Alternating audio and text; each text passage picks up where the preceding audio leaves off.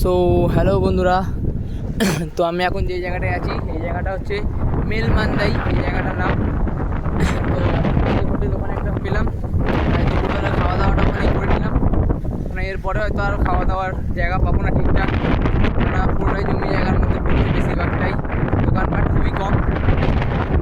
তো দেখা যাক, এখনও পর্যন্ত আমার 99 কিলোমিটার সাইকেল চালানো হয়ে গেছে। তো দেখা যাক আজকে কতটা টেনে রাখতে পারি, যতটা টেনে রাখবো আমার সুবিধা। তো চলো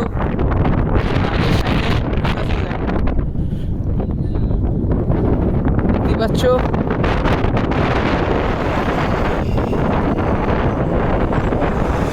তো ওখানকার সাইডের ভিউ।